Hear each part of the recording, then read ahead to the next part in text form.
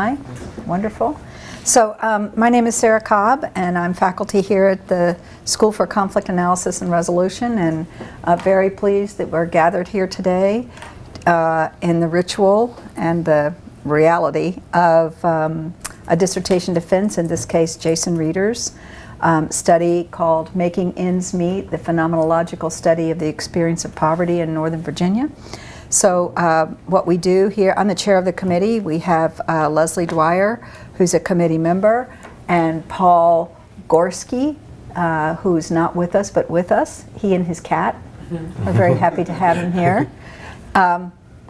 We also have some visitors here, and I thought what we might do before we get started is go around the room and see who else is here. Want to introduce yourself? Jamie Duffman, I'm her wife. I mean, his wife. My husband. One of those, right? Yeah. I'm Emily Linnemeyer. I'm a first-year PhD student here, so this Welcome. topic seems really interesting. Fabulous, and thank you for coming. Stephen Reeder, I'm Jason's dad. Wonderful. Jill Reeder, and I'm Jason's mom. Wonderful. And we have... I'm Jason Reeder. I am obviously giving the presentation today and defending my dissertation. So let me just describe what I think we're going to do here, and then we'll get started. Jason's going to make a presentation of his work. The faculty and others, first the faculty and then others, are going to ask questions. And some of those questions may point in the direction of both strengths and weaknesses of the work, some of which may culminate in suggestions or recommendations in terms of the draft. The committee will then retire to consider the fate of Jason, whether or not this dissertation is in fact going to be signable, or here today or at some point in the future. In other words, sometimes committees take the feedback they get from each other and give it to the doctoral candidate, and then the doctoral candidate makes changes and the committee reviews them and then signs the document. So there's nothing problematic about that. But one way or the other, this is Jason's opportunity today to tell us about the work and to literally defend it from, or both. I think it's both. It's two things: one, to defend, but the other to reflect, let's say, on the how he understands the work and helps us. That helps us understand it. So, Jason, you and I have talked about making this about 30 minutes or so. I don't know what how that's come down. Is that about right? Yeah, it's about right. Okay. And then we'll have a conversation, and then we'll deliberate, and then we'll come back and discuss the results of that deliberation with you. Okay. Wonderful. Please go ahead. Okay, I'll go ahead and get started. So we're on the title slide here, Making Ends Meet, a Phenomenological Study on the Experience of Poverty in Northern Virginia. Move on to the next slide. This phenomenological study explored the experiences of 12 subjects that lived in Northern Virginia. They were all millennials, between the ages of 22, I believe, and 29. I tried to use their own narratives, their own language when I conducting the interviews. I asked basic questions, and I would try to get feedback from them and have them tell a story about what they were experiencing in regards to poverty. Northern Virginia is interesting as an area in which to study poverty because it is one of the wealthiest areas in the entire country. It's usually ranked up there in the top 5 with like San Francisco and New York. So poverty isn't the first thing that comes to mind when you think about Northern Virginia. But there are still people who experience it. People who work in restaurants, people who work in retail, don't always make the highest wages. And that's what kind of drew me to this. Studying poverty, it's been around since the dawn of time. Since like cities were first founded, you can say they were probably poor people. So as a topic of study, it's intellectually challenging. And it was challenging enough for me to grab my interest and hold on to it. And being in Northern Virginia, which is convenient because, Mason's here in Fairfax, so it just makes sense to study this area. in terms of like me expending resources and stuff. It's a lot easier doing it here than going somewhere else and doing the study somewhere else. The 12 subjects, they narrated their experiences of struggle with poverty, including their emotional experiences, which I thought was kind of interesting because I didn't initially ask about what their emotional experiences were, and it kind of sort of like came up, and then I would ask follow-up questions about what they were feeling based upon what they were telling me in their own language. One of the main questions I did ask was about how they were making ends meet, because that's one of the things that interested me most in terms of studying poverty is how do people cope with it? How people actually like pay bills and stuff like that.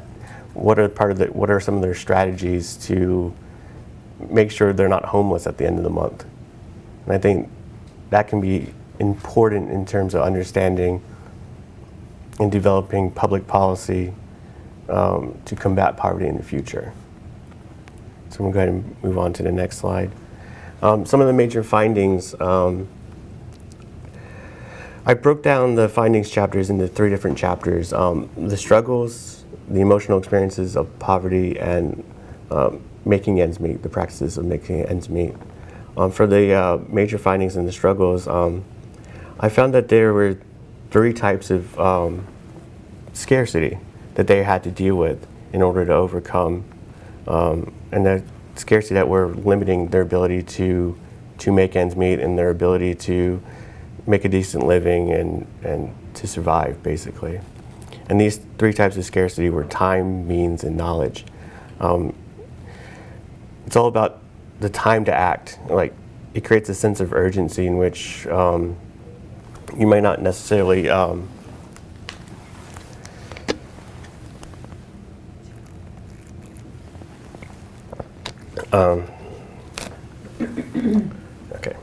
You may not necessarily have the time in order to satisfy a need like rent. If your rent's due at the end of the month, it becomes really urgent if you're working in a restaurant and you get maybe $50 in tips and your rent's, you have to add another $250 to the pot. And you're like, what am I going to do?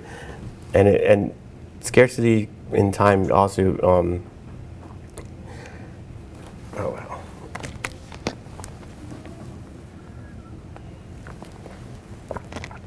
It also involves like a balancing act. You only have a certain amount of time to make sure your laundry is taken care of. Make sure you have time to sleep. Make sure you have time to, walk the dog or take the cat to the vet, or go on your like 2-hour commute to work or whatever. So you're forced to juggle, and when one of them slips off the edge, that creates a sense of urgency that limits your other ones down the line too. So if you don't get enough sleep, and you're suddenly like, okay, now I'm fatigued. Now I'm just drained of all energy to go forward. Like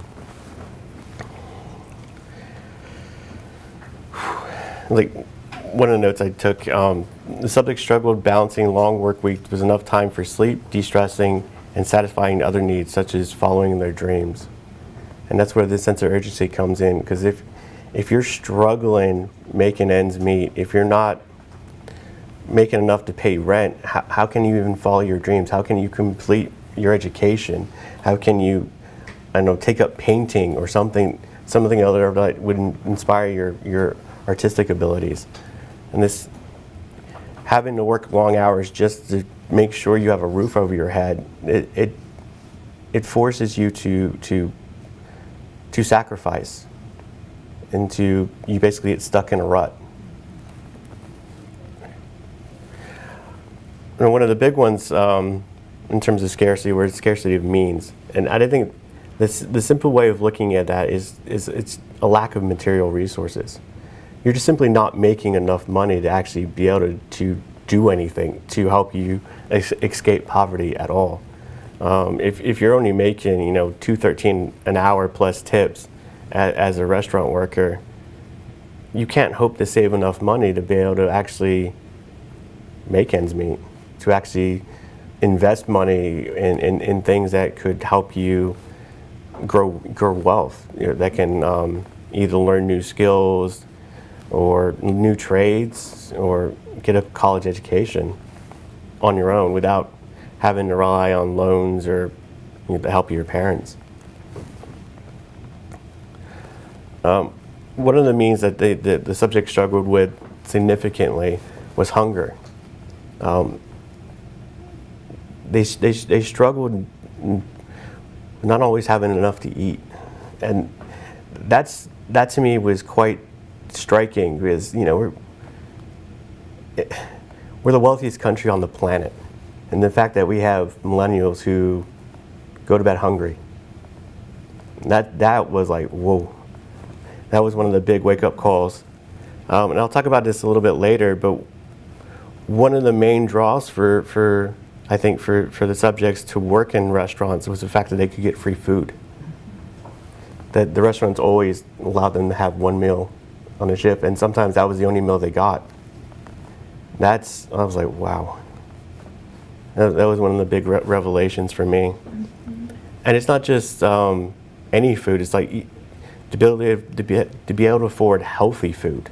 They couldn't even afford meat. They couldn't afford fresh vegetables because they would spoil before they had a chance to consume them. It's not something like, yeah, Costco is great, but you can't buy 1,000 carrots and they'll go bad, within a week. But they would try to, work their way around buying stuff in bulk when they could, or they would try to share meals with people, and that seemed like to be a good coping strategy, which was nice. And I'll talk about that later. They struggled with being able to pay doctor's bills, being able to take care of their health, with the fatigue from working long hours, injuries, having to work while sick because they couldn't afford to take time off work.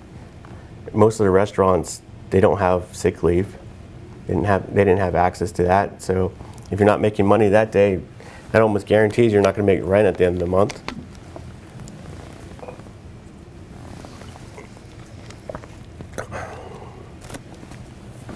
Okay. And on multiple occasions, the subjects had to rely on friends and family so they wouldn't wind up homeless. There are a few occasions. I know the subject number 2, he had a remarkable story when he was growing up during the housing crisis, the most recent housing crisis. His family's home got foreclosed on, and they had nowhere to go, so his entire family had to live with his grandparents until they recovered. His dad had lost his job, and his mom ended up having to pick up a job at McDonald's. And it just wasn't enough for them to be able to pay rent in Northern Virginia. So he ended up living with his grandparents for a while. And another remarkable story on that front. Subject 1, he had spent some time living in Los Angeles. He was trying to follow his dreams of being a screenwriter, and it failed miserably, and he ended up having to work at like a Starbucks or some coffee shop out there. And even when he lost his job doing that, he was struggling just to find odd jobs here and there. And he ended up having to live in an army tent in his former coworker's backyard after the business he was working with ended up shutting down during the financial crisis. So that was an important story. And eventually his mom paid for his bartending training and moved him back here to Virginia so he could work in Virginia. So that was an interesting story. Another means that comes up a lot for the subjects in terms of how it was scarce was reliable transportation.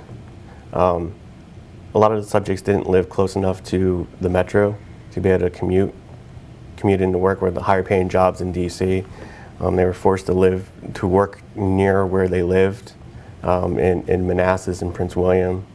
So that kind of limited our options in terms of what jobs were available. And a lot of times there's a definite struggle, especially in our commuter kind of culture where everybody needs to own a car. It seems like when you live further out from the big cities, Just being able to pay for car maintenance can be a real struggle, especially when something unexpected happens. One of the subjects, subject number 4, he had a minor car accident, right? He had a broken headlamp and he couldn't afford to fix it.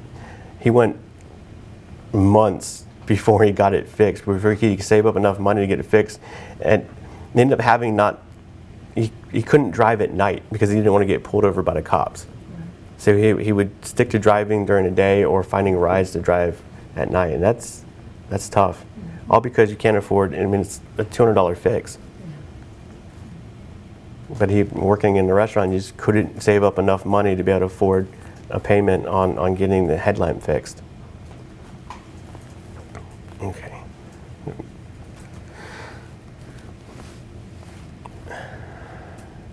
As they say here in the thing, scarcity of means creates material limitations for subjects. And this is, like I said, they just didn't have enough money. You can't work enough hours low wage to be able to actually afford to do these pay for these expenses that come up. Sometimes they're unexpected expenses, like a car accident. You don't know where we're going to have the money to be able to pay for that. Pay for those expenses. Health, you can go into the doctor. How are you going to pay for your doctor's bill? One of the subjects, she showed me one of her statements, her pay stubs.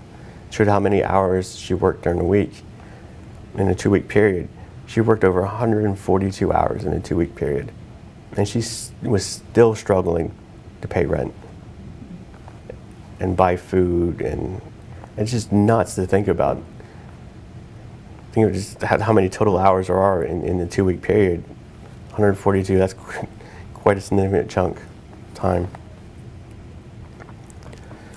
The other main type of scarcity that I noticed was the scarcity of knowledge. And what that did, it created limitations on how the subjects understood their place and what they knew about what was happening to them. And it involves things like education and information and training, which could have helped them find routes out of poverty. If you think if you end up getting a degree in like computer science or something like that, your jobs prospects would improve. But they couldn't even afford to go to school sometimes. One of the subject number 7, she had a car accident while she was in college, and that forced her to drop out. And she couldn't afford to pay for even the surgery that she needed. And it wasn't until Obamacare that got adopted that she finally had insurance. And this study took place like right before the adoption of Obamacare, right into the early stages of Obamacare's adoption. So it's right in that transitional period. So most of these subjects didn't have health insurance at all since, after they got off their parents' insurance. So that was part of the reason why they struggled so much with paying doctor's bills, because they didn't have insurance at all. But subject number 7, she remarked how lucky she was once Obamacare had got adopted, because they could finally take care of her pre-existing conditions from the car accident previously.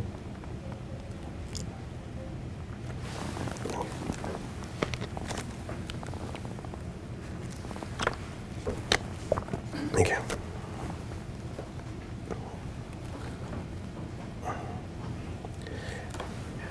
But the scarcity of time and means and knowledge, they work interdependently with each other.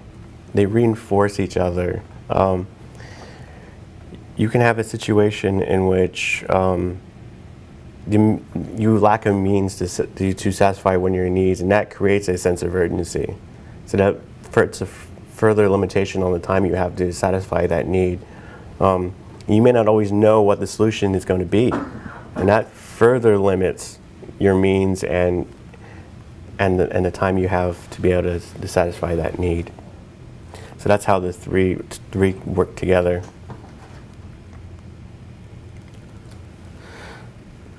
One of the big things too in the scarcity of knowledge I thought was important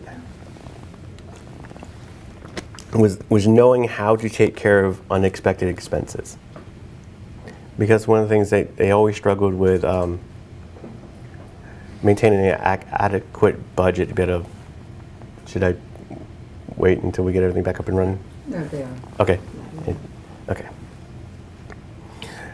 So they didn't always know, the unexpected. It's a big unknowable. You can't plan for it. So that served as a way in which the knowledge was scarce. You get into situations where you can't foresee the outcome, and that creates urgency because you're just like, okay, now this expense is coming up. How do I pay for it? How do I pay for it? How do I pay for it? And you're looking at your means like, I don't have a means to pay for it, let alone knowing how to pay for it. So you just creates this cycle where you're just spinning your wheels, basically, stuck in a rut. Now on the next major findings chapter, we talk about some findings from that one. It's called the emotional experience of poverty. I took a lot of meaning from this chapter, more than I realized I thought it was going to when I first started the dissertation.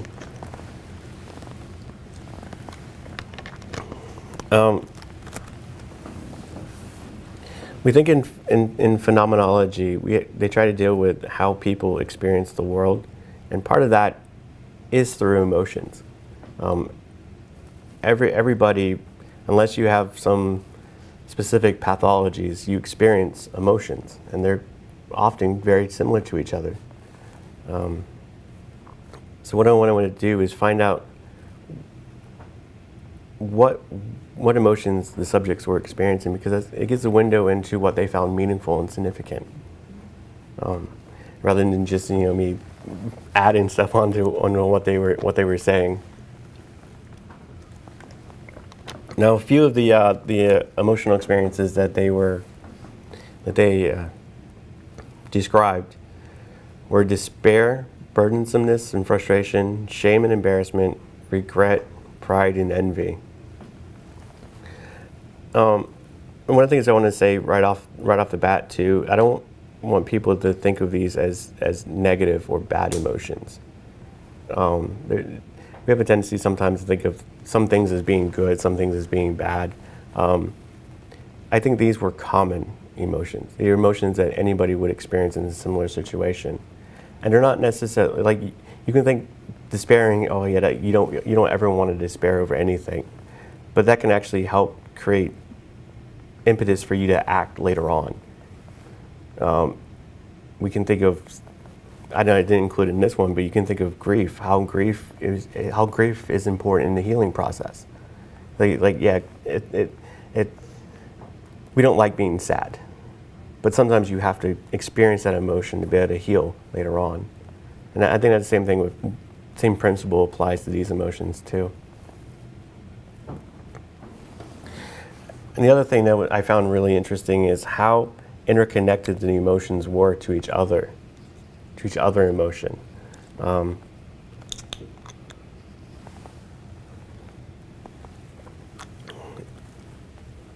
You have a situation in which you wouldn't know, you can't know for certain if the person would despair if they weren't already experiencing some feeling of being a burden upon others.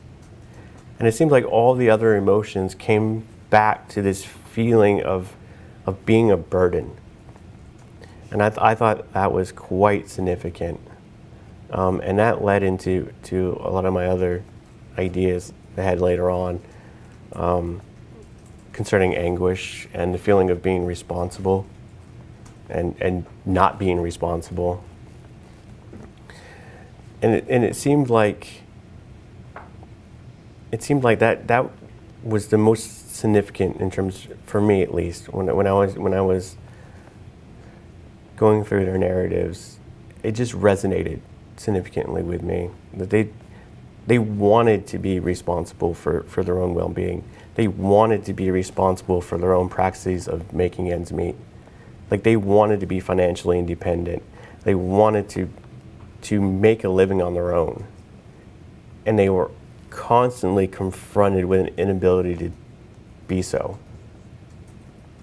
And you can, and in that sense, you can see why they would despair because of that. Because they weren't being responsible, or they didn't think they were being responsible. They had regrets over making even the most minor expenditures. Oh, one of the subjects, she regretted buying a pair of new socks. It's just remarkable. Sometimes they were embarrassed by their circumstances. They weren't. Subject number 2 in particular, after the housing crisis, and his family did eventually get a new home. It wasn't as nice as the home they had before, and his entire family, they were embarrassed to bring people over that knew them from previously, from their old home to their new home, because it wasn't as good. And that kind of stuck with him into his adult life. He would even become envious of what others had, because he at one point had that, and now he didn't, and he was like, man. It's like you see friends that have like new Xboxes, and he couldn't have it, and that even as an adult, that kind of formed a lot of his opinions about his own situation. But they also took pride in what they could accomplish. And to me, that was kind of significant, because I think that's an avenue where we can do more to help people. They took pride in being able to be creative in creative arts. And I think if we can reinforce that, we can go a long way to helping people. Subjects number 1 and 4 in particular were very fond of storytelling as an art. And I think we could do more to help in that regards, in terms of combating poverty, or even just helping people go through their experiences and not suffer as much. If we could have, a better funded arts program at the local level, not just for like students, but for ordinary community members, I think that would be really, really interesting and really helpful. Just to give people a way to express themselves. Or even having like book clubs at the coffee shop or something like that. Something where people could express themselves and have a voice, I think would be very helpful.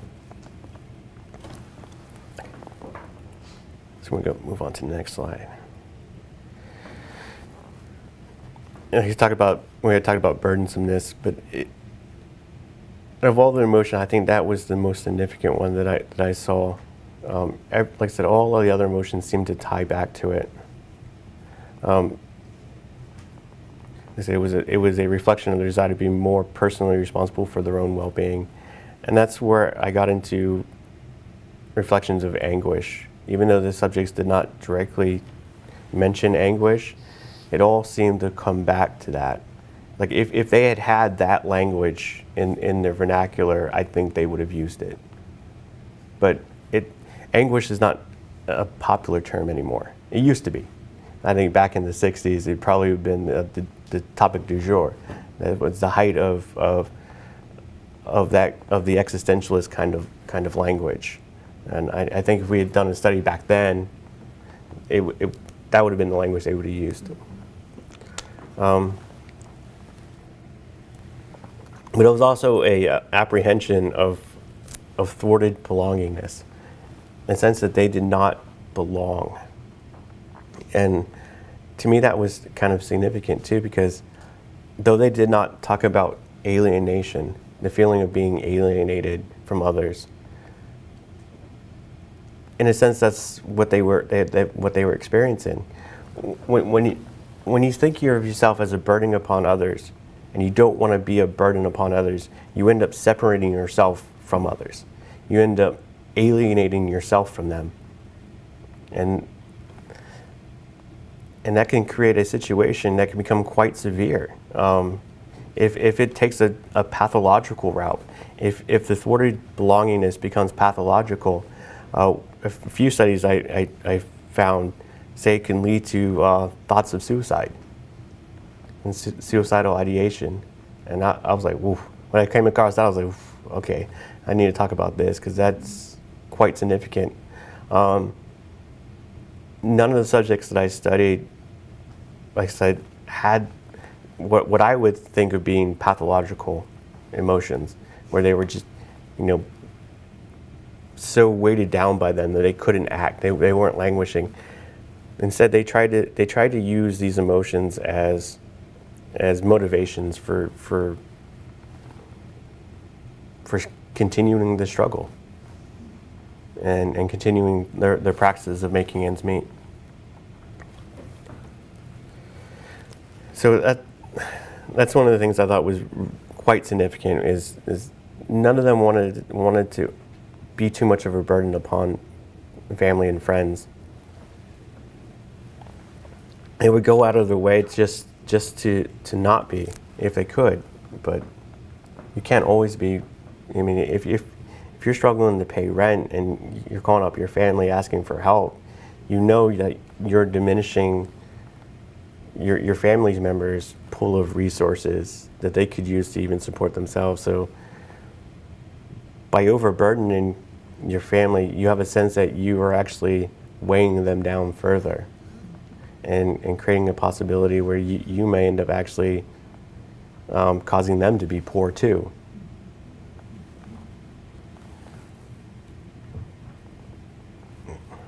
Okay, go on to the next slide. In the third findings chapter, we have major findings, making ends meet.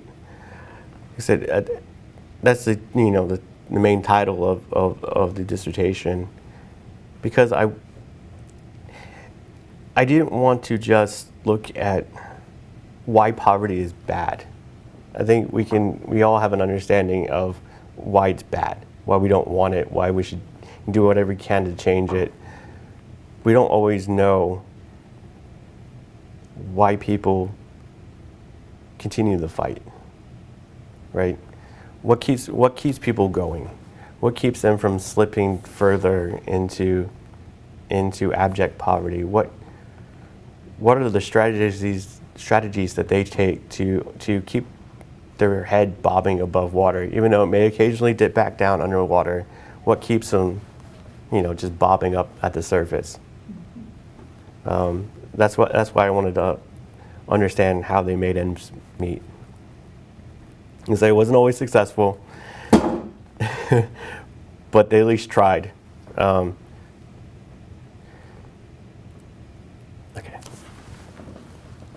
Like I said, they would try to do things through their own efforts, but it usually wasn't always enough.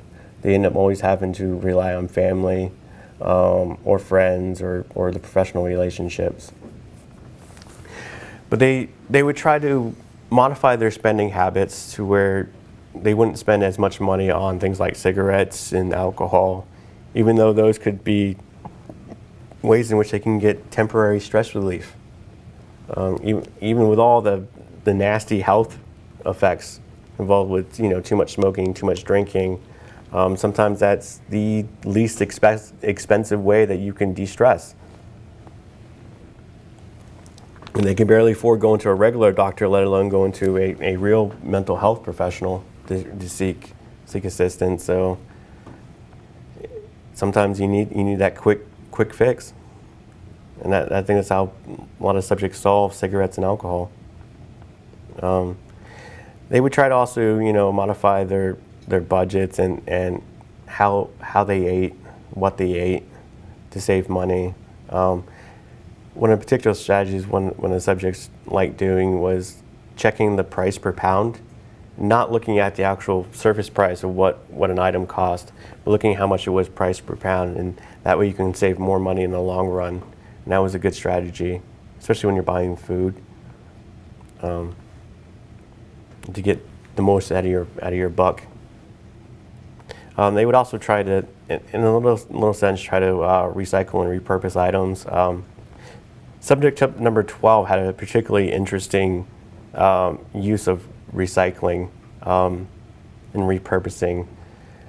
Every Christmas she would get Kleenex from her mom. I was like, okay, Kleenex?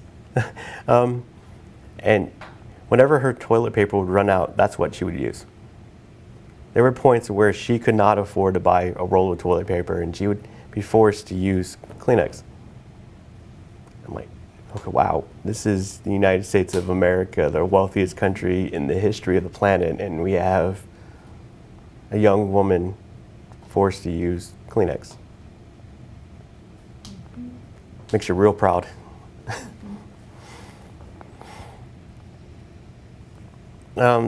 They also sought to better manage their time. They had strategies for saving the much amount of time as possible. They had strategies for securing better employment or keeping the job. One of the subjects had a strategy of just busting ass, working as hard as possible to not get fired. Because one thing about the restaurant industry, it has an extremely high turnover rate. And of course, with Virginia being a right to work state, you can get fired for any reason whatsoever. They don't even really need a reason to fire you. So you gotta try to stand out from the crowd, basically, and be the exceptional employee. Like I said, but not even these modifications were always enough. They had to rely on friends and family, most significantly on family, obviously. I think that has something to do with the sense that that family members have as an obligation to help loved ones. There's a greater sense between like the obligation a parent has for taking care of their child or a grandparent for grandchildren than would be like a friend helping you out with providing a roof over your head, even though sometimes that did happen. Like with subject 1 living in his friend's backyard, those were just his friends and former coworkers say, hey, we don't want you homeless. Here's a tent, stay in our backyard. I mean, luckily it was Los Angeles and it wasn't cold, but still, like they relied heavily on their families for things like that, for housing, for making sure they weren't homeless. Because it was really only subject 1 that had like a temporary bit of homelessness, and subject number 10 who spent a little bit of time in Scotland in bad housing in Scotland, and that. Oh, okay, so I better hurry up. Okay, okay. Like I said, to a lesser extent, their friends felt obligated, but they still helped out with buying food and stuff like that. Where was I? Okay. Family helped with housing, transportation, and food, paying for doctor's bills. They did receive a little bit of assistance from coworkers and bosses, but it was mainly in terms of like finding jobs or sharing food at work. They did kind of take advantage of some minor government services, but the big one was Obamacare when it was adopted. Other than that, it was mainly experiences from their childhood, because all the subjects, none of them had kids. So none of them could qualify for things like SNAP, the nutritional program assistance for new parents and whatnot. They didn't have it, or WIC, women, infants, and children. But they did have some experience of that as children growing up. So. And they did use the internet a little bit as like a public utility in terms of helping them find jobs. And they did observe, worked with others in terms of, called it lessons learned, but it was mainly like, I think on-the-job training. But when you're just observing your family members and others doing things, you can pick up new skills that way. They did do that a little bit. Unfortunately, relying on others isn't always guaranteed. There's a level of precariousness to that, which I think is, it makes it uncertain, makes it never guaranteed. So we gotta figure out a way to actually regularize that kind of assistance, to where we're not burdening others. with our problems. And they would benefit from like higher living wage or higher minimum wage, higher living wage, expanded public transportation, and better rent controls. Say part of my inspiration for this was it's personal. I mean, I've been pretty much poor my entire adult life as a student, so not much I can do about that until I can get a job and make a decent living. And of course, poverty is being persistent sociological phenomenon.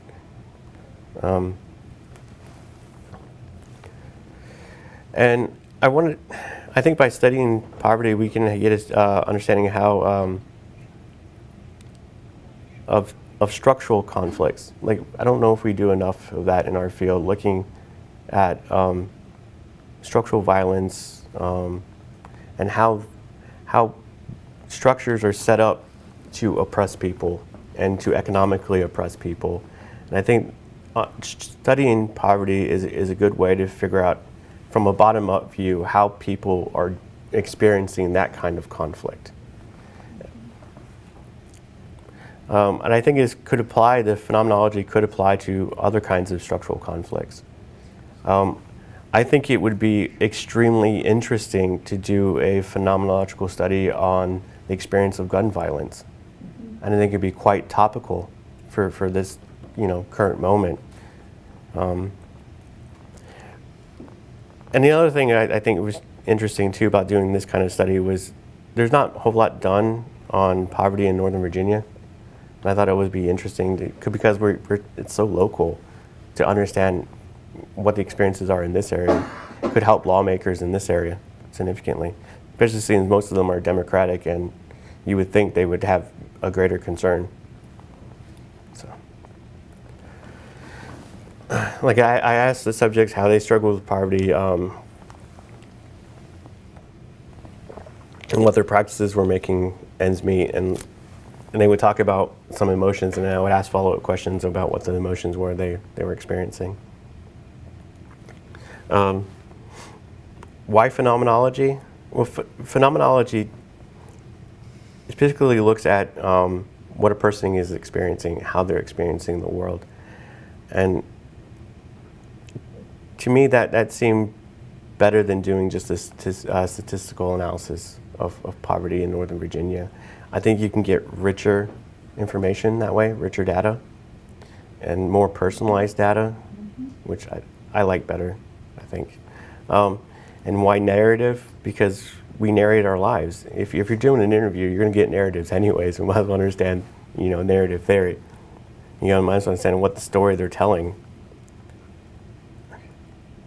I used the dual landscape approach. You looked at narratives of action and narratives of identity. Mainly action, mainly their praxes. There was a little bit in terms of identity, but not a whole lot. Okay, so we get into that a little bit. The method I used was narrative interviewing. It allows the subjects to tell the stories about their own experiences in their own language, and I found that, more interesting than some of the other methods I could have used. And in particular, like Bates says, it focuses on disadvantaged and marginalized members of society. Okay. Hey, and I got a whole thing on theory review. Okay, so like I said, I used John Paul Sarar's work quite heavily in this dissertation. His work on scarcity and just the whole methodology of phenomenology, because of his work. And I thought we could use more of that in our field, especially understanding things like structural violence and basic human needs. Sartre's theories can be quite useful. I also use a lot of Butler's theory of precariousness. Judith Butler's quite good in terms of that.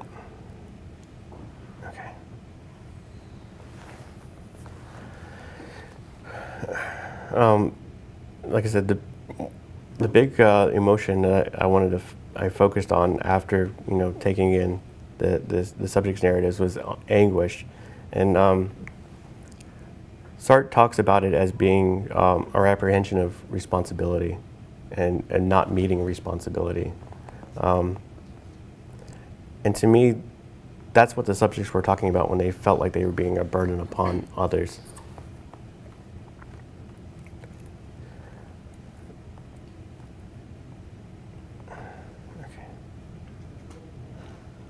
I think we're going to need to wind this up. Okay. So you have a lot of theoretical contributions in the work, Yeah. which your committee has read. And we would invite our colleagues and friends here to dive deeper into that. But I think what I'd like to hear is any final comment you have to make if you want to round this up, because the committee needs to have time for deliberation. And Okay. it normally is about 30 minutes, and we're now at 50 minutes. Oh, okay. A final comment I would make, we need to do more as a society. We have to create better functioning pathways for people to escape what I called in here the concrete ceiling of poverty. And we have a glass ceiling of poverty that keeps a glass ceiling that keeps women from advancing. I think a similar thing happens for people that are poor, but I think it's made of concrete. It's something that's firm. There are cracks in it where people can slip through, but they just butt their heads against it, and it doesn't seem like they can get any further. There has to be more that we do, whether it's advocating for a living wage, advocating for public health care, advocating for even like things like prison reform would work. But things need to happen on our part to actually assist people. Well, I think your work contributes in the long run to our understanding of sort of, you said earlier, a bottom-up approach, which is, starting with the folks and not with the statistics, with people and their experiences and not with statistics. So Yeah. Thank you so much. Thank I'm you. sorry to have pushed you along there. Knowing you as I do, Yes. we would spend the next hour and a half here discussing the theory, Yes, which probably. we do not have time to do. So I think what we should do is now sort of move to the next phase and allow the committee members and then our colleagues here more generally to address questions, issues, make compliments, etc., to guide you in towards the evolution of the document and the research that it represents. Okay. So, Paul, do you want to go first, or how would you like to do this? Are you ready to make some comments, or would you like to hold off? Sure, I can make some comments. Just overall, excuse me, you can hear I'm losing my voice. I can hear that. I'm so sorry. Too much singing in the car yesterday. So I really appreciated the commitment to the narrative focus and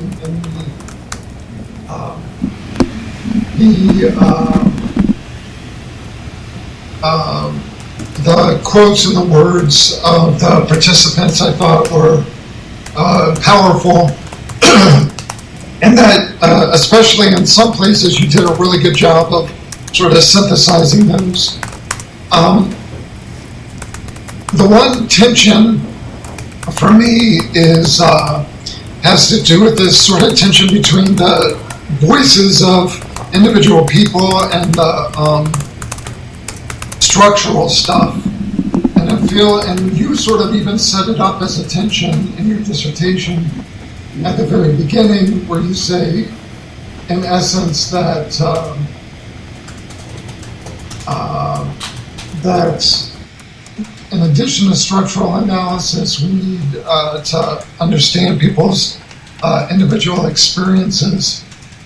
Interesting, though, when you were saying, you said we need to do more, and all of the points you made about needing to do more were all structural level things that we needed to do. So I would just be curious to have you talk a little bit more about, so I can understand a little bit more about the relationship between the structural conditions, scarcity of living wage work, that sort of thing, and sort of collecting these individual narratives, and how you see collecting the narratives as helping to prepare us to create the structural change that you're recommending. Okay. I think it has to do with how we look at, I guess, what we call the ontology of a structure. Like, what is an actual, social structure? It's comprised of the people that inhabit that structure. So we think of the socioeconomic structures of Northern Virginia. We have to think about the people that live in Northern Virginia. So from that sense, we get an apprehension of how this small group of subjects, how they experienced the social economic structures of Northern Virginia. So we get. I'm trying to think of a good analogy. It's like if we think of like something simple like the DMV. We're all familiar with people's conflicts with the DMV, right? And standing in line and stuff like that. Understanding poverty through the people's experiences is like understanding the person who has to wait in line at the DMV, but also the teller behind the counter, and how the teller is interacting with people standing behind the line. We have a tendency to think of structures as being something that exists outside the human mind, right? Something that are concrete structures, concrete buildings, but in really in all essence, structures are nothing more than just objects for us to study. They're objects of consciousness.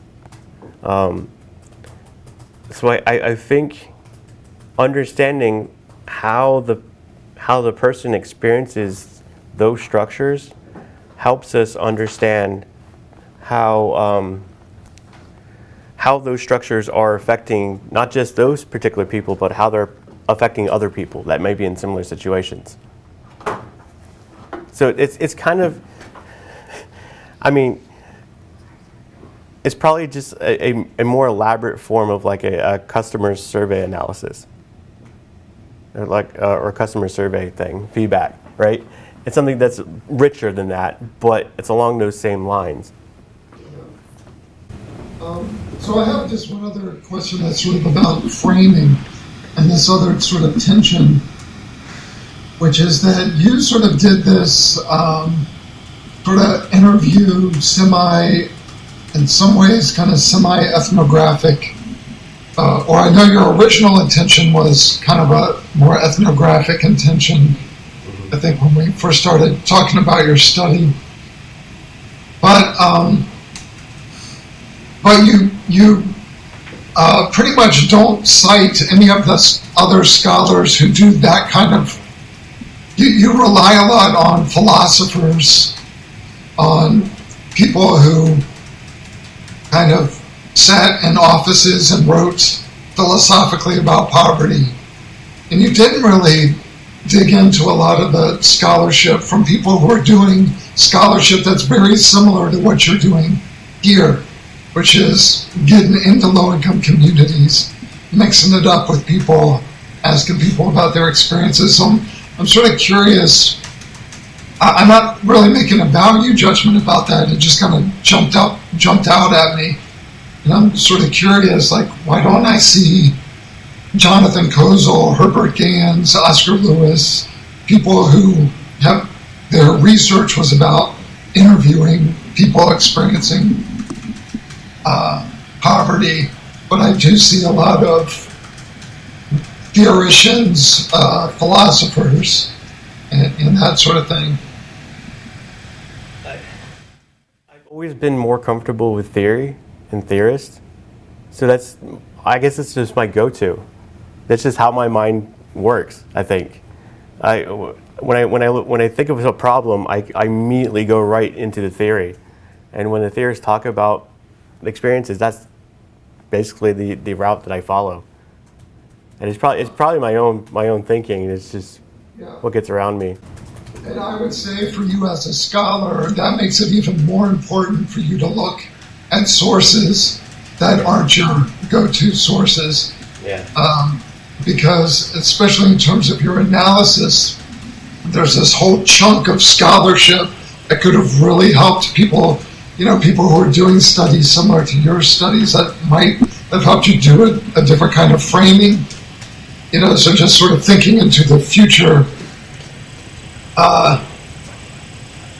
whatever your go-to is, you have to equip yourself with the stuff that you're not just necessarily naturally drawn to in order to be able to deepen your own understandings of, things that you missed.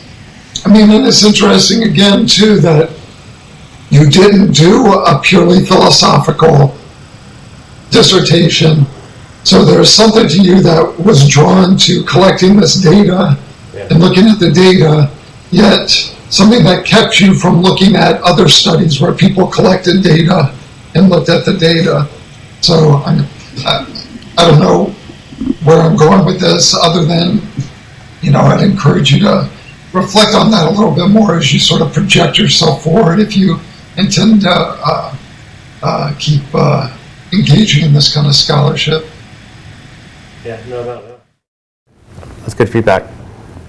I have some other little things. Do you want me to go through the little things at this point, or hold on to Little those? things are good. Oh goodness. Okay. Just a couple little things. You sort of do this, but not very explicitly. You mentioned the federal poverty guidelines. That's a good example of where you should actually look at research about people analyzing those guidelines. Because most of those guidelines have been debunked in the social sciences as grossly underestimating the number of people who are actually experiencing poverty. So on the one hand, you're saying we need the voices and experiences of people experiencing poverty, but you're using a framework there that renders invisible, some might even argue, a majority of people who are experiencing poverty. So that's just a little thing that some other people who read this might notice.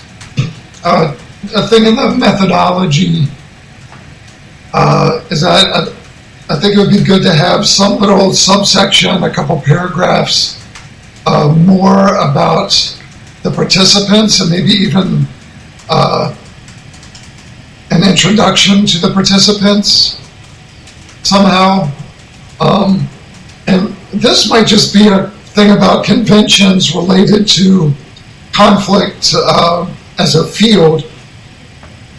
But I think there's this weird relationship between wanting to collect people's narratives and then using very traditional language for referring to those people.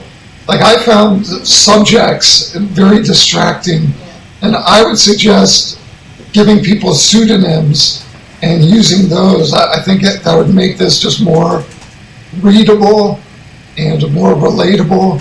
And I don't know, maybe that's just a convention thing that's different. You all can talk more about that, but. It's good. Your suggestion is a good one. I'm not here. Okay. You're using sort of this revolutionary methodology, and then you're using very traditional language to report the results. So, and that's something that can be changed really easily just with a search and replace.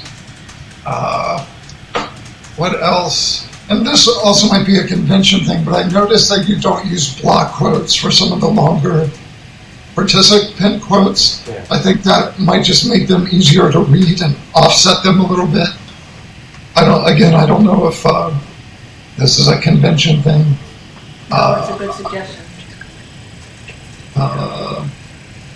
I would say, just in terms of the findings, that you might want to take one more pass through those and look for places where you're being a little bit repetitive. There are some things that you seem to report in a lot of the different sections or subsections, and you might just go through that and see if you can condense a little bit, like the whole piece about the vices, the alcohol and cigarettes that comes up in it felt like I kept reading about that in multiple places, and you can just put that in one place. I think would be fine. I think that's about it. As somebody who writes a lot about poverty and about deficit ideology and how people apply a deficit ideology to people experiencing poverty, there were a couple places where some of the language you use kind of flowed into that. I don't think that was intentional on your part, but talking about sort of this tension between talking about smoking and drinking as bad habits, when you've actually already defined them as something people are doing to cope with the stressors of their poverty. If you call them bad habits, they're attributed to the behavior of the person, which is a deficit view. If you talk about, and you actually do this in another place where you talk about them as, well, this is actually kind of a reasonable response to the stressors people are experiencing. So they're not bad habits, they're just adaptive behaviors.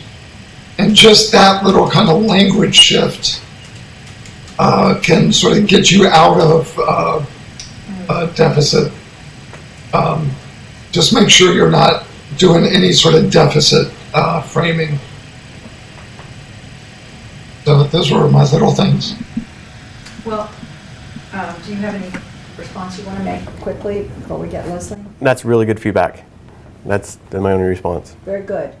I have similar things. The only other thing I was thinking about, and I can talk to you offline about this, Paul, is whether or not your comment about the relative absence of the ethnographic research on poverty is a serious enough critique to warrant an inclusion of that literature as a framing tool, as a framing device, as he can find ways of separating or changing what he's doing. You have low battery. Sorry. I would say ethnographic and other kinds of qualitative Right. interview studies Okay. and those sorts of things. So I can talk to Jason about that inclusion of that literature, which I do think would round things out very well. But thank you. Leslie.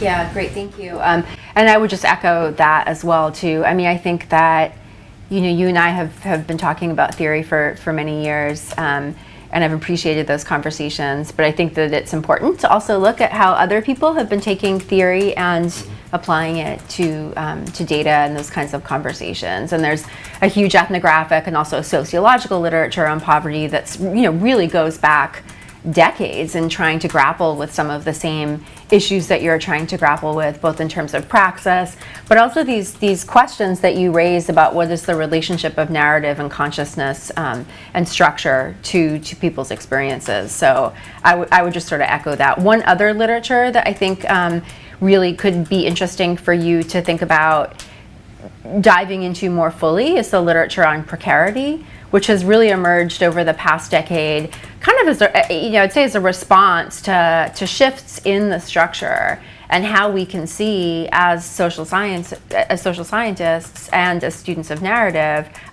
how people's experiences, how people's narratives have been shifting in response to what's been variously called a neoliberal regime, a quote gig economy, a post-Fordist economy. So how the shifts in that structure in which folks are living in these increasingly precarious economic conditions, how that leads to certain forms or how we can see certain forms of subjectivity emerging in response to that. And so I think that could also be another really important literature for you to look at. I think Butler is a starting point, but a lot has been done since Butler's original writings on precarity. And I'd be happy to give you some references for that. So I think I have two questions. So I think I wanted to ask a methodological question first, and then I wanted to ask a more theoretical question. So I'm really interested in hearing more, and I didn't get a lot of this in the narrative section of the dissertation, but I'm interested in hearing a little bit more about why you made the methodological choices that you made. We hear a lot about what you did, but why you did that. And so, for instance, to me, like, why 12 subjects? It's a relatively low number, and so I'm wondering if how you engaged with them. Were these longer conversations, right? Was this also complemented in some way? Or if not, why not? With a more ethnographic approach that would maybe sort of draw upon your own experiences, I'm not sure if you had relationships prior to the research with these particular subjects that would have given you some more maybe participant observation insights into their praxis and into their narratives. So why interviews, why 12 subjects? How did you select people, especially since you say at some point that people don't necessarily self-identify as, quote, poor? And other folks have said this as well, too, right? That this master narrative of the classless society puts pressure on people to identify as you know, I think it's like, what is it, like, Paul, you might know, right? 90% of people in the US like identify as middle class. No one wants to be identify as rich. No one wants to identify as poor. So how did you select subjects as being appropriate for discussing experiences of poverty? And then the final methodological question, which I'm really curious about, is why millennials?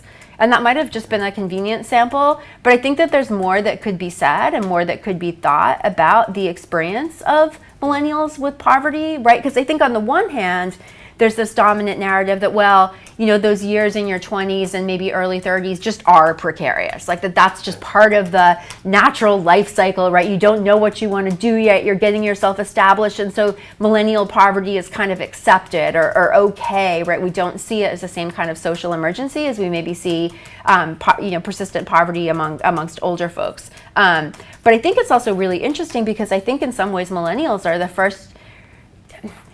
They've been, I may be wrong, but they've been brought up and imbued maybe with a different kind of sense of how it's all supposed to work, right? Versus the older generation who bought into, or maybe didn't buy into and maybe resisted, but nevertheless were constantly infused with these narratives of the American dream, home ownership, the idea that you would have a pension and work at your same job forever, right? And millennials, I think, are growing up in a very different narrative landscape as well as a different set of economic structures, right? And so I'm wondering, like, why the focus on millennials, and is there anything you could draw out about that specific experience that might be different from other forms of poverty? So that's my big package of that I'm kind of glossing as the methodology question. I think the answer millennials is because I am one, so that might be just the natural draw. Since I am a millennial, I'm at the older end of it, but also due to find the section, I was going to restaurants and stuff, and I initially had gone to this one restaurant that ended up closing. And I had made contacts at that restaurant. And so basically I snowballed from the initial contacts I had from people working at that restaurant. And they would get me in contact with their friends and their friends of friends. And that's how it came to 12. I was also experiencing poverty on my own and having forced to go home during breaks and stuff. I just struggled with maintaining contacts with people. So. But I ended up becoming pretty good friends with this group of 12, and that's basically why it became this group. And we got into like a sense of urgency in terms of like time for doing the interviews and getting them transcribed and stuff like that. So kind of like self-limited it to 12. Okay. And they're also long form interviews where several of the subjects would talk for almost like an hour or two, just on the questions. You keep going and going and going.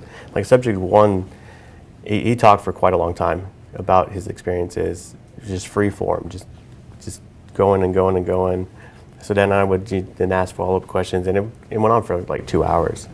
So I think it would be helpful to include some more of that, because I don't get much of a sense of what the interviews were like. And maybe I can give you some notes as well of some specific ways in which I think you could kind of flesh out your methodology section to explain more about why you made the choices you made, and also what those were like. Because I didn't get a sense from reading what was in your dissertation were these 45-minute tape-recorded, formal, structured question interviews, and then you never saw the person again. And so I think it's quite different when you have kind of a cohort of 12 people who you might be checking in with over a longer term, and you've created these ongoing relationships. I think it's different, right, in terms of the kind of rapport and in terms of the kind of information you get.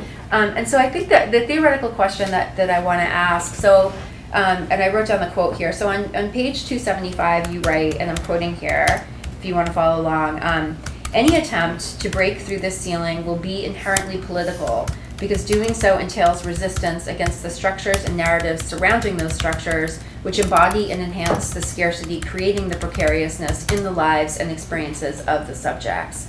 I'd like you to expand a little bit. Is that reflected in the subject's own narratives?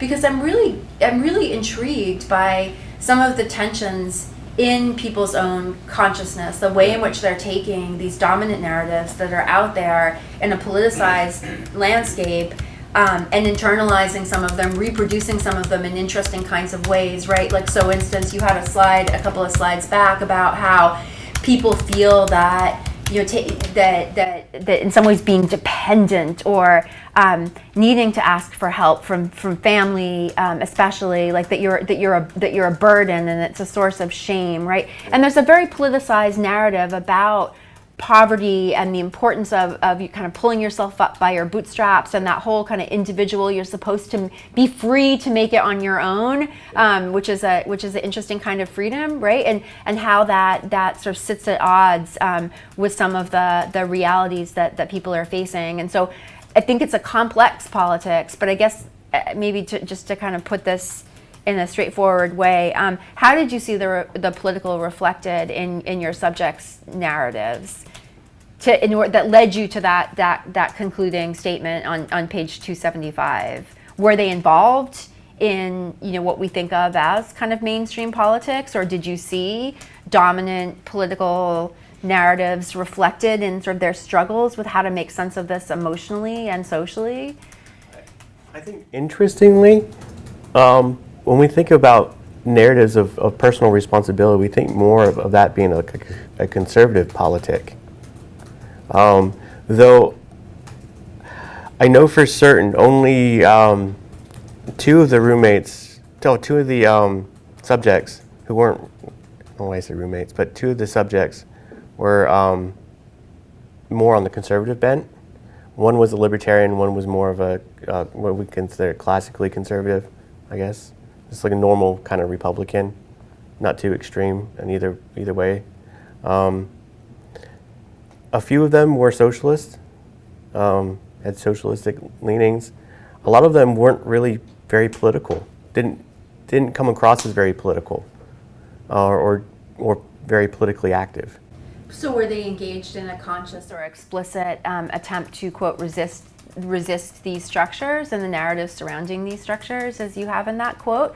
Or did they then engage in self-blame, right? Sort of taking on those master narratives that say it's basically it's your fault, it's your responsibility, it's your freedom to pull yourself out, to not to transform the structure, but to somehow transcend it on your own, right? Because it's that catch, that narrative asks us in some ways to ignore the fact that it's structures and changing and radically changing structures that for many people have led to this kind of precariousness. So in their own narratives, did you see that kind of political consciousness or a sense that that there was a need for resistance, or was it primarily about self-blame and individualizing? I think I saw more of the self-blame, but that doesn't mean there wasn't some of the political. Like a couple of them were really into like, hey, we need to do something about this. But a lot of it was, I should be responsible, and nobody else should be responsible. I need to be responsible. That's interesting, right? Yeah, and I think that does have to do with the American culture, the culture of individualism. That we need to pull ourselves up by our own bootstraps. That maybe if we lived in a different country, would it be the same? Maybe not. But I think they were definitely reflecting that, you know, pull yourself up by your own bootstraps kind of mentality. So I think Leslie's point, and it's really interesting, is less about what political party they belong to. Right. And more about the struggle they did or did not do relative to these big stories about being poor Yeah. and what it means to be poor. So were they adopting them? Were they transforming them? Did they, were they being subversive in relation to them? And I think it's Leslie's asking you to consider, and I think it's a good idea, how you're going to frame these stories relative to the big stories that they reference or reveal about, that come out of neoliberalism and about poor folk and what they should or shouldn't be doing. Yeah.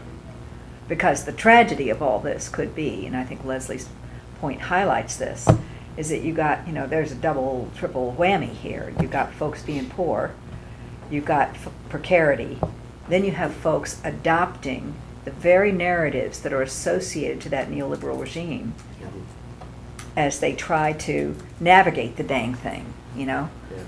And that's at least a double, if not a triple whammy Yeah. of subjectification, of being the subject of the neoliberal narrative and then trying to get out of it at the same damn time, right? It's hard. So, is that sort of what you're Yes. hinting at? Very nice. Do you have anything else, Leslie? No. Okay. Any other comments from anybody else? Open up. Any other questions or anything? We're getting close to the witching hour, anyway. I was wondering whether in your interviews with them, did anything come out about why the stories that or the narrative they have to themselves about how they got into these situations and what they would like, what kinds of things they would need maybe to transcend it? Or They didn't.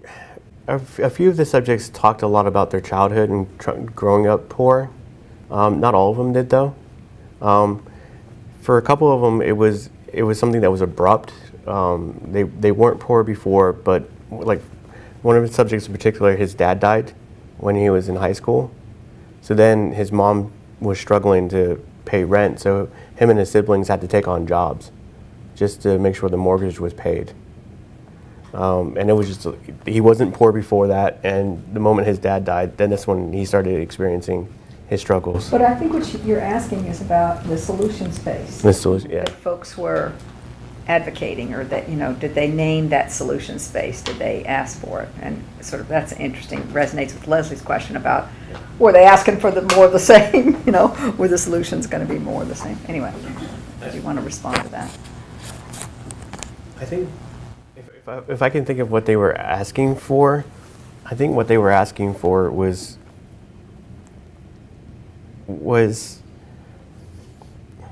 guess help, but help in a sense that that could free them from that sense of being a burden upon others.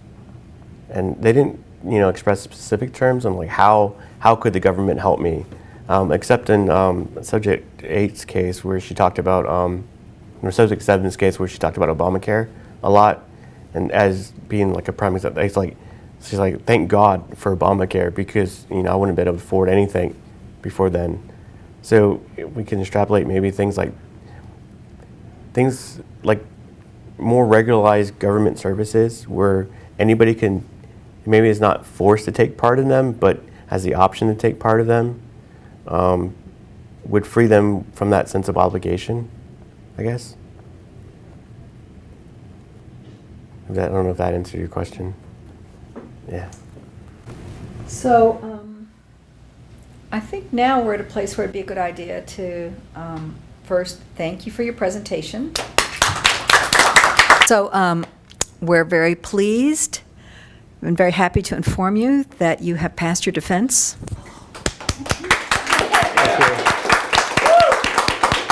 And we're quite we're all happy about that. Let me tell you, we're happy about it. We respect and appreciate all the work that you've done, and look forward very much to, the completion of all the requirement here, which you're almost done for your degree, and your transformation, your transmigration into Dr. Jason Reeder, which is wonderful. Yay! So, to get you there to the last 40 yards are sometimes the hardest, right? And we're, as a committee, not clear on the deadline. We don't know. We want to check with Julie and other administrators to see, to make sure that we understand how much time you actually have, because that will shape and change what we actually request. First place, the committee wants to see the revisions again. So this will be a circumstance where you'll make changes to the draft, and you and I will work on what those changes are. And then you'll circulate the new draft back to all three of us, and I'll help you think about how to highlight those changes so that nobody has to reread 200 and I don't know how many, 300 pages, right? But they'll be indicated very clearly.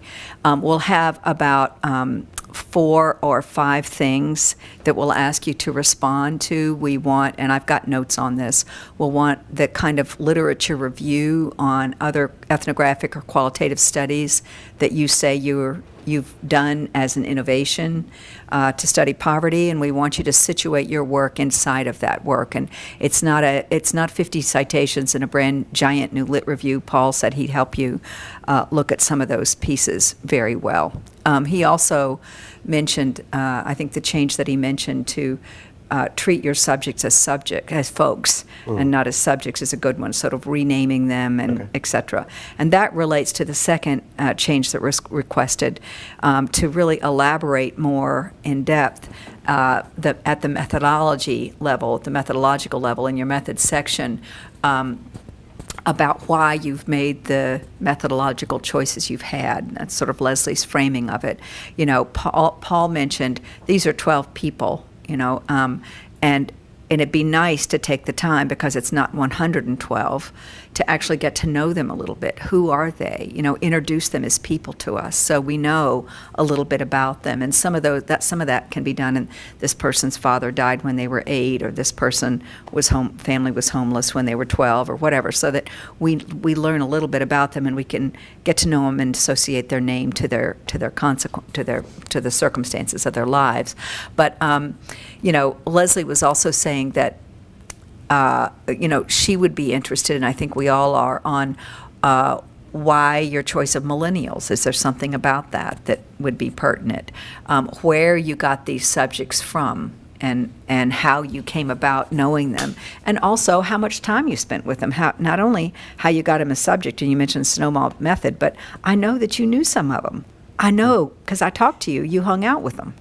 And that kind of hanging out thickens for your readers their understanding of what you found, right? Yeah. So that would be really important to beef up that method section, and I can help you with that. The third one is, I think that there needs to be, as Leslie was hinting, some description at the end of the document that helps us understand how you see them seeing these big dominant narratives about poverty, right? Okay. What they should or shouldn't be doing. Why do people get poor? What do we know about what the neoliberal tradition tells folks they should be experiencing or doing? And then what are your folks, are they talking back to that narrative? Are they just reproducing it, without reflection? What's going on there? So that kind of summary there would be really interesting, and a nice way to end, sort of to tie up some of that, and I can help you with that a little. We also talked about a methods section where a limitations section, where you at the end say 12, it's not a whole lot.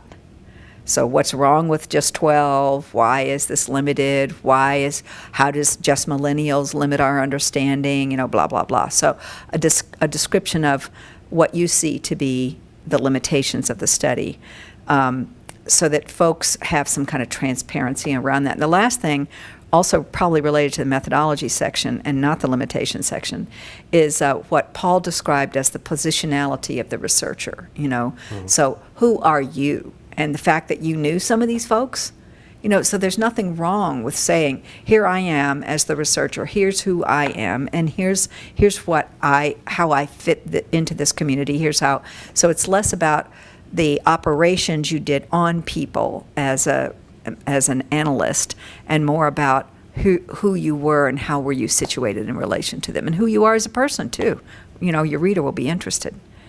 The fact that you yourself have struggled with this is an important thing for readers to know, right? I think it makes a difference. So these are 4 to 5 things that I think we can include. We need to do this before the timeline runs out. So we're gonna get her done. You and I, we are going to get this done. So we'll work with you on that. We'll circulate this back to the committee, and then they will evaluate and presumably affirm and sign. That's the goal here. Okay. But I feel confident that you'll be able to do this. So I'm very positive, and I'm absolutely certain it's going to happen. What's going to happen? It's going to happen. Okay. So do you have any other comments, Leslie or Paul? Thank you. Yeah, no, thank you. I really enjoyed reading it, and I really appreciate your commitment, especially to the issue. It's so important, and yeah. Thank you. Paul, did you have any final words? Nope, nothing in particular. Look forward to seeing more revisions. Wonderful. Well, thank you, Paul, very much. It was Thank you. really wonderful of you to stay on the committee. I'm so grateful that you were able to, follow this through when you didn't have to. It's just the goodness of your heart. My last act in academia. Oh, wow. Oh, my goodness. Wonderful. Well, we'll wish you well as you go into another frontier. And thank Leslie for your wonderful read and persistence in that. And thank you, of course, to Jason's parents who helped him through this. Long-suffering parents. Long-suffering parents, but there is some wonderful light at the end of the tunnel. Exactly, that's a nice phrase. So, okay, we're done. Thank you so much, Thank you. Jason. Thanks,